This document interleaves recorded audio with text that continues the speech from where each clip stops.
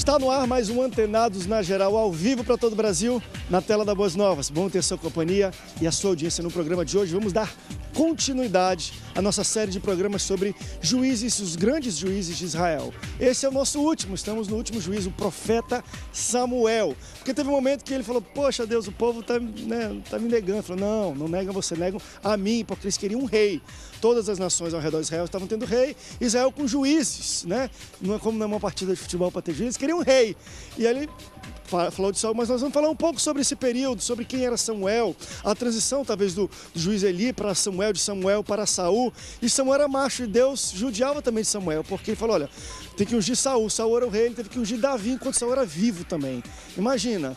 Mas a gente vai falar um pouco sobre a vida desse grande profeta de Deus aqui no Antenados na Geral. Vamos falar dos lados bons, mas será que ele também vacilou? Nós falamos um pouco sobre Sansão aqui, falamos sobre Gideão, do lado bom, mas os vacilos, Samuel, seus filhos, Eli teve um problema também muito parecido. Vamos falar um pouco sobre esse grande homem de Deus aqui no Antenados na Geral. Para debater um pouco sobre o último grande juiz de Israel, eu recebo ele, que é pastor-presidente da Assembleia de Deus, Ministério Águas Purificadoras em Paciência, pastor Silas Cavalcante. Bem-vindo, pastor.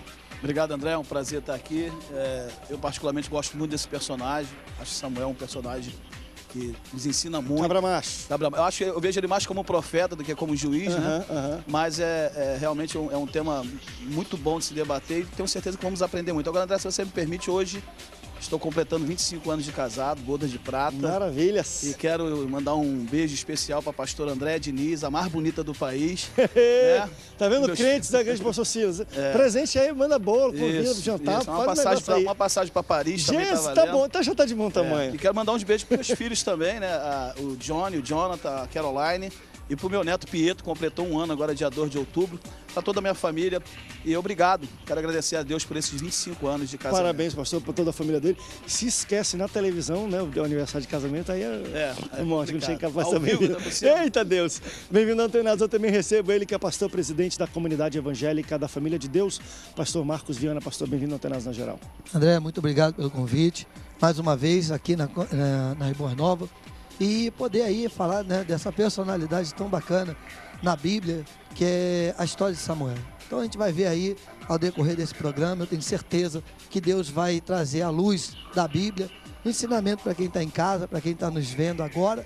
E tenho certeza que vai ser muito bom estar debatendo aqui com os pastores, falando sobre essa personalidade de Deus aqui para nós e o ensinamento que ficou. É verdade. Isso é muito bom. Então, quero agradecer aí o convite e agradecer aí a toda a comunidade que está nos assistindo aí. Deus abençoe. Sr. Marcos, bem-vindo. Também recebo ele, que é pastor de jovens da Assembleia de Deus e também do projeto de Jesus Number One, o número 1, Rafael Mendes. Rafael, bem-vindo ao Antenados na Geral. Obrigado aí pela oportunidade mais uma vez de estar aqui com todos, a paz a todos que nos assistem. E feliz também por estar aqui, podendo debater sobre esse tema, um tema que é rico em detalhes, né? Fala sobre um profeta, um juiz e um sacerdote, e espero contribuir aí da melhor maneira possível. Bem-vindo, Rafael. Também recebo ele, que é pastor da comunidade evangélica da Família de Deus, pastor Marcelo Assis. Pastor, bem-vindo ao Antenados na Geral. Muito boa tarde, André. Boa tarde a todos do Rio de Janeiro, todo o estado que esteja nos assistindo nessa tarde. E vai ser um prazer enorme estar aqui pela primeira vez nas Boas Novas. Estou me sentindo muito privilegiado com esta honra, esse privilégio que o nosso Senhor Jesus está me proporcionando. E com certeza falar de Samuel é algo extraordinário, porque desde o ventre da mãe, Deus já escolheu ele e a mãe fez a coisa mais certa, apresentou ele para o Deus Todo-Poderoso, o Deus de Israel. E aí foi uma caminhada brilhante e por isso, com certeza, o negócio vai ficar quente aqui. Vamos aprender muito. É verdade. Olha, você pode participar conosco durante todo o Antenados na Geral. Nós vamos mostrar na sua tela os contatos para você interagir, mandar uma pergunta, algum questionamento. Eu gosto sempre de recapitular. Esse acho que é talvez o sexto programa, o sexto juiz e o último juiz de Israel. Mas eu gosto sempre de recapitular porque talvez o telespectador não viu um dos outros programas para ele poder entender que período era esse, né? É sempre bom a gente lembrar que depois de Josué, o povo já chegou à Terra Prometida, tinha Josué e os anciãos, era meio que o governo, as pessoas que lideravam ali. Após a morte deles, o povo se dividiu em tribos, né? As tribos de Israel. E ocasionalmente, ali eles viveram durante um tempo de teocracia. Deus falava e acontecia. Mas pontualmente eles eram sofriam de algum tipo de opressão do povo de fora por causa dos seus próprios pecados. Deus permitia com que algumas coisas acontecessem e Deus levantava uma pessoa para ser talvez uma imagem de um Messias, de um libertador para aquele momento. Nós chamamos eles de juízes. Foram 15, se eu não me engano, se eu não estou errado. E Deus vai levantando, e é interessante que Deus levanta. Durante 300 anos, as tribos de Israel viveram sobre esse tipo de poder, de teocracia, no qual Deus levantava juízes para poder liberar ali algum tipo de problema que acontecia pontualmente. Mas foi interessante que, quando eu mencionei com o pastor Cílio, ele falou: olha, André, eu vejo ele mais como um profeta, não necessariamente como juiz. A gente sempre lembra Samuel como um profeta. Porque é interessante isso. Durante os 300 anos dos juízes de Israel, Deus levantou juízes diferentes com perfis, posso dizer, totalmente diferentes. Deixa eu lembrar alguns aqui. Deixa eu falar de Gideão, um grande guerreiro. Deixa eu falar de Sansão, que não tinha cabeça nenhuma. O cara tinha braço, músculo e testosterona. Ele não pensava duas vezes.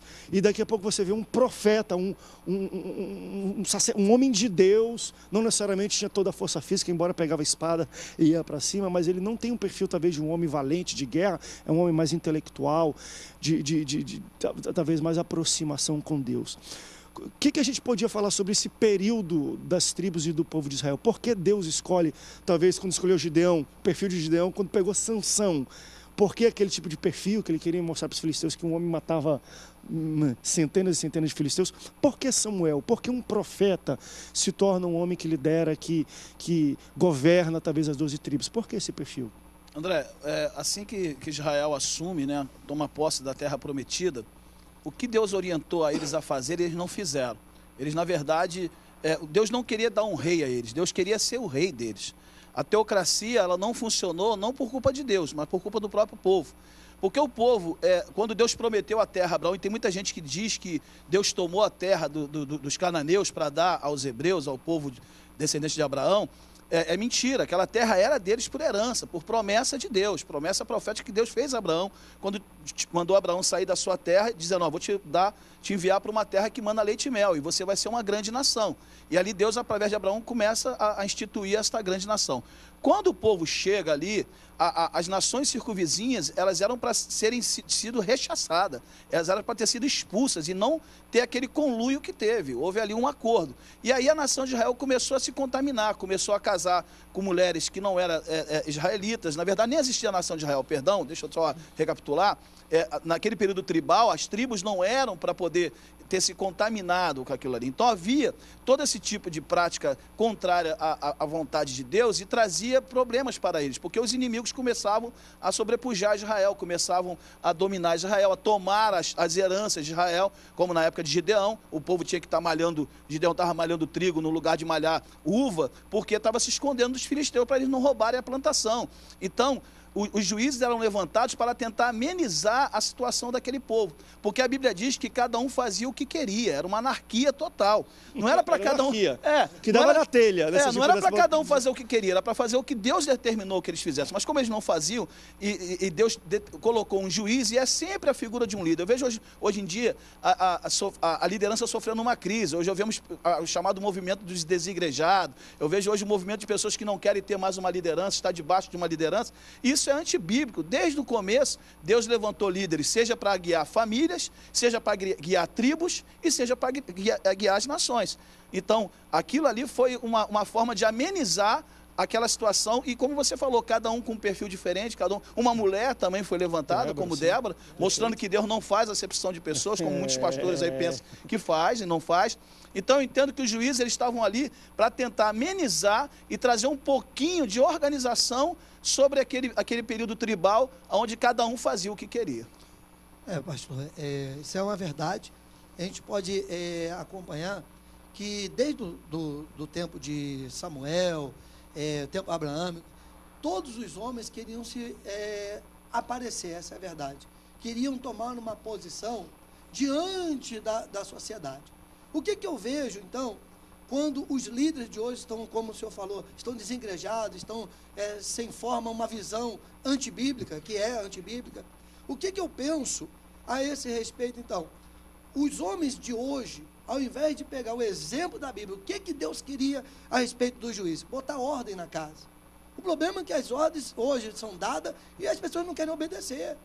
Isso está no modo geral. As igrejas grandes não têm controle para doutrinar o seu povo, como no tempo de Moisés. Para doutrinar, ele teve que pegar as lideranças e dividir, delegar poder. Ó, você vai fazer isso, só me traga aquilo que for de mais importante. Talvez era com os juízes também essa ordem, para que eles pudessem apresentar diante de Deus, ó Deus, está acontecendo isso, porque os homens não podiam fazer, mas tinha que ter um juiz para botar ordem na casa.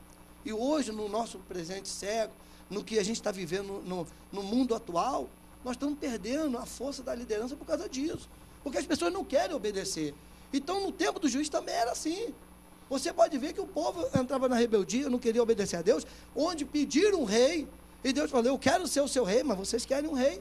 Então, o evento de consagrar um rei a Israel foi dado porque o povo que escolheu. Foi o povo que quis assim, debaixo de rebeldia, porque tinha o Deus de Israel como seu rei, e eles não quiseram. E é uma coisa, parece que é cíclico, né? Você vê um pouco dessa inconstância. Porque, na verdade, quando o povo pede um rei, né, e Samuel fica todo, Deus, estão me rejeitando. Deus fala, não estão rejeitando você, estão rejeitando a mim. Mas, na verdade, com Gideão foi o 5º juiz. Quando Gideão ganhou aquelas batalhas do grande homem, o pessoal já queria coroar ele rei ali.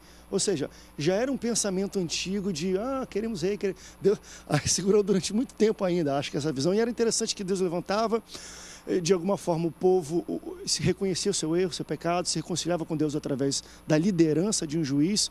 Quando esse juiz ou morria, ou deixava talvez de tomar aquele cargo de liderança, fatalmente o povo de novo caía em pecado, em rebeldia. Por isso Deus, enfim, né, liberava que o povo vizinho fizesse opressão a Israel para que eles voltassem a Deus. Por que um período de tanta inconstância espiritual? Como é que vocês entendem isso também? É um período de teocracia, que Deus quer ser o rei, mas é um período que parece que, aquilo que você falou, enquanto não tem liderança, o povo cai em pecado. Era interessante, e aí Deus se obrigou, às vezes, a escolher um rei, alguém que ficasse constante, porque ele entendia que povo sem liderança, quando eu digo liderança, estou falando de liderança terrena. Nós sabemos que Deus não sei, mas parece que quando não existe uma liderança terrena, o povo dá o que dá na telha, dá uma anarquia, vai para tudo que é lado. Tanto que Deus teve que levantar 15 juízes. Quando viu, meu Deus, não vai. Rei! Que aí, meu irmão, tinha que ir um depois do outro, porque parece que. Até com o rei também, às vezes, porque com o rei é mais complicado. Se o rei desvia, ele leva o povo junto, enfim. Como é que vocês vê esse período de tanta inconstância espiritual nas pessoas? Eu acho o seguinte, que o povo, isso é de longa data, né? Eu acredito que continuará sendo assim até o fim dos tempos. Ele sempre quer ter alguém visível como base. Ele precisa de um modelo que seja, vamos dizer assim, vamos colocar da forma humana. Ele tem que ver alguém e aquele alguém tem que se manifestar da forma comum, não sobrenatural, para que ele possa ver, analisar e seguir os passos. Então, está aí uma coisa que você citou, e que é um mal que muitas pessoas acabam caindo porque seguem pessoas e não seguem a Deus e os preceitos de Deus que a Bíblia nos concede.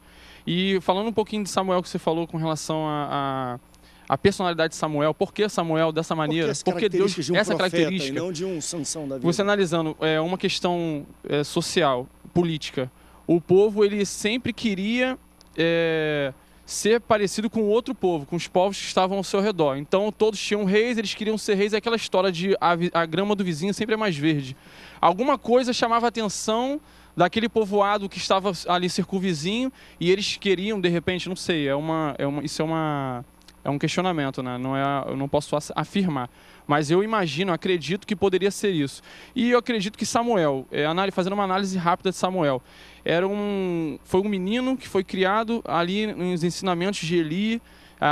Ana entregou a Deus, fez um voto a Deus e Deus assim concedeu, ouviu as orações dela, e o menino sempre crescendo ali em graça, sabedoria, debaixo de oração. E você percebe, eu agora destaco, eu acho interessante isso, que muita oração, muita consagração, uma pessoa muito próxima de um sacerdote sendo mentoreado, a Bíblia fala que ele foi mentoreado por Eli, gerou nele aquela personalidade mais mansa, mais sábia, mais talvez intelectual, que pudesse dominar o povo com uma maneira mais verbalizada e não por guerra, não por nenhum tipo de ameaça violenta. talvez naquele momento, naquele instante, Deus, assim, com a sua suprema sabedoria, achou de levantar um jovem dessa maneira, um profeta, um sacerdote dessa maneira, que fosse, não pendasse mais para o lado das guerras, dos movimentos sangrentos, mas sim uma parte mais de sabedoria, de mais inteligência, não sei, talvez. Vamos fazer assim, vamos para o intervalo, daqui a pouco a gente volta, vamos falar do garoto então, Samuel. Nós falamos aqui, cresceu debaixo, junto ali com um sacerdote. Mas vamos lá, se ele era enteado, que foi, na verdade ele foi adotado, né? Por Eli, a mãe deu para ele, cresceu com Ofni e Finéias, os maiores desviados da história da Bíblia. Eli era um grande sacerdote, um péssimo pai. O que de Samuel tinha de diferente então? Porque cresceu como um filho, mas não se tornou um Ofni e Finéias como filhos de Eli foram, que, enfim, tudo que é de errado dentro da casa de Deus fizeram. Vamos falar um pouco sobre ele, a integridade, era a oração da mãe, era a sua característica, o seu caráter. Vamos para um rápido intervalo, daqui a pouco a gente volta. Não sai daí, Mantenados volta já já.